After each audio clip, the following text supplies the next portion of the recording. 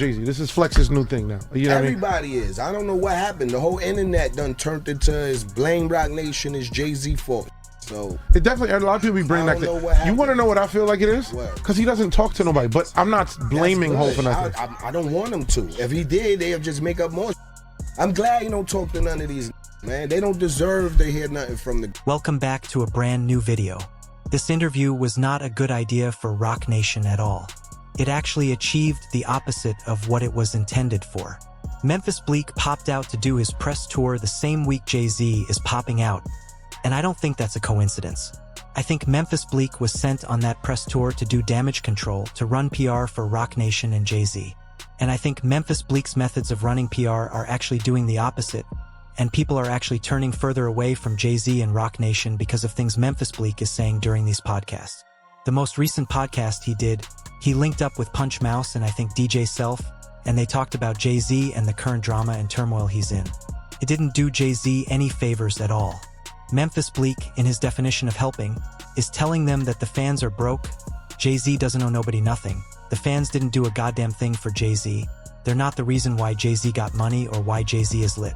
So essentially, if the goal here was to run positive PR and make people like Jay-Z, people left this interview hating Jay-Z even further. Now, I enjoy Memphis Bleek as a commentator. I like what Memphis Bleek talks about because he's entertaining. But if you're Jay-Z and Roc Nation and you're looking at this, even though it's hilarious and entertaining to us watching, it's still really bad news for Roc Nation and Jay-Z. God, like, in my words, these, man. That's why I'm out here. And when you say that, in what regard, like they don't, no, not that. Why, when you say they don't deserve to hear from the God, they don't deserve, man. Y'all all here making up stories and making up your own analogies. Wouldn't that be better that you explanation? I understand. If there's one person on this planet Earth who understands, it's me. Trust me, I understand. I want to say F these ninjas too, but here's the problem. The content creators don't represent the entire fan base. It's easy to get fooled into thinking these content creators and their opinions represent the temperature of the fan base, but it just doesn't. I'm sorry, it just don't. It just does not. These content creators don't speak for the entire fan base. So it's easy to see the dialogue and the conversation going viral and then say, "Oh man, F these ninjas.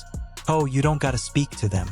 He don't gotta talk to these content creators at all, but he should come out and speak to his audience, his fans, his consumers." I agree, he doesn't have to address content creators, but he could find a neutral and even playing field. He could find a neutral platform, somebody who hasn't been hateful towards him online.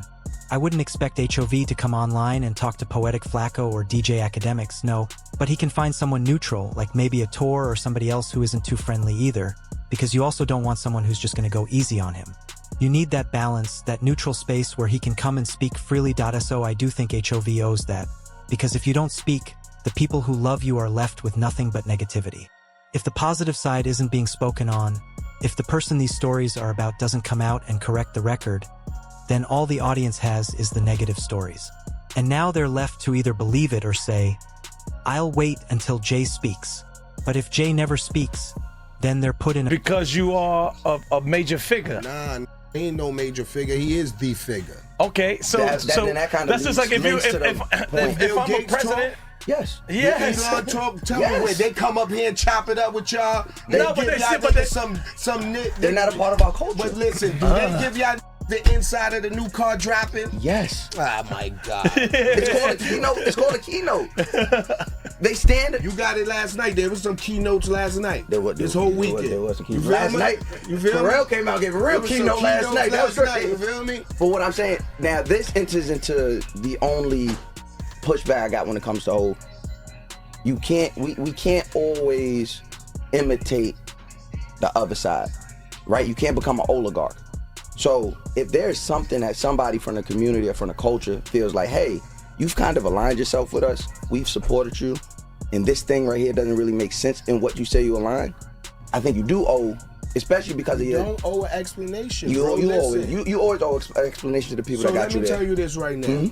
Do you feel like you owe anybody explanation for anything you do right now? Absolutely. There's a bunch of things in my career that I don't do because it would be Why? It would be disingenuous. The people that supported me. Get you here? The people that supported me, especially somebody like me. You know why they support you? Because they feel like you. Right. They don't feel you owe them an explanation.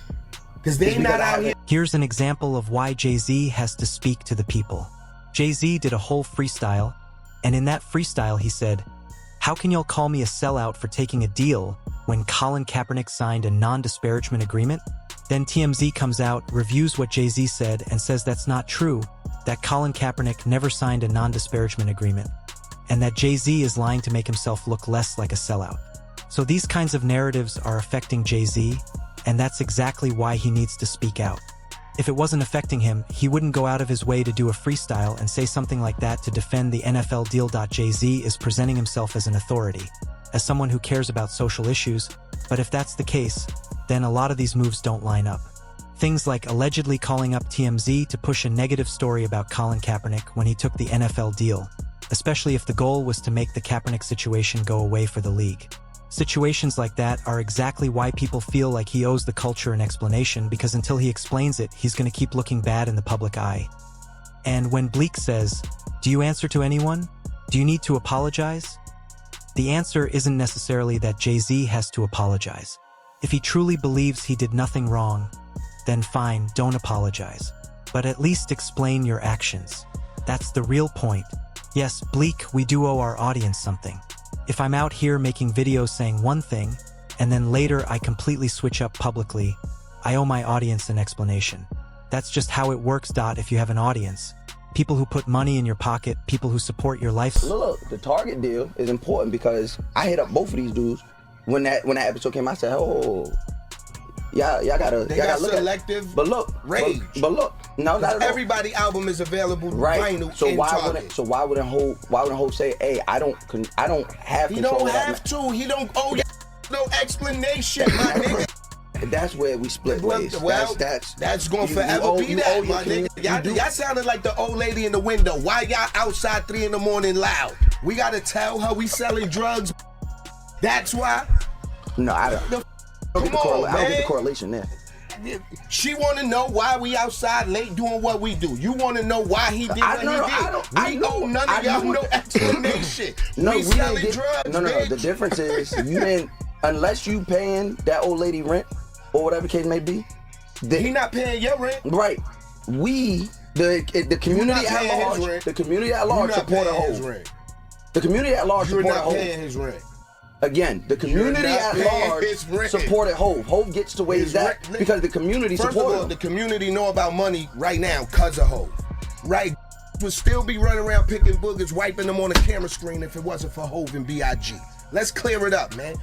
I'm not saying entertain lives. Gotta explain Target to the community of who? Who is this community? Those who are not. They don't even exist. Yeah, but that's the lazy part. There's real people out here. Target. Where they at? What did I send y'all? When Target, we just had a Target thing. Sorry, we just had a Target event in Soho. Was the protesters out there? Sure wasn't. All right. They should have been. Though. They should have been. They on X with the picket. Listen now. Listen. Now watch this. Target just reported their last 5-year numbers. The last 3 years since the protests have been happening, they're down. I don't give a F about that activism issue. Here's the thing though, Memphis Bleak can say that because Memphis Bleak is authentic. He's as real as they come. He's not faking it in interviews, he's not pretending to be something he's not. He's a real one, a real general, and he's not putting on a front for anybody. But here's the problem Jay-Z is, and that's what Bleak doesn't understand. Jay-Z is faking the funk.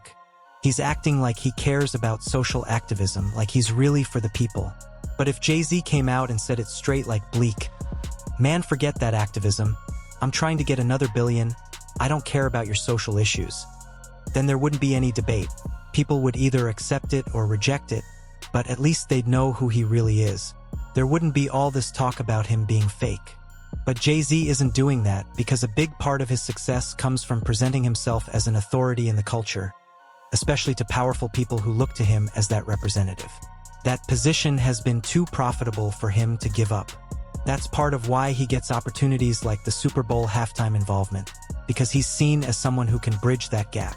So Bleak is right in his own way. If you're real, you can say you don't care about activism and just focus on the money. But Jay-Z has built his image around caring about those issues, and that's why what he's doing comes off wrong.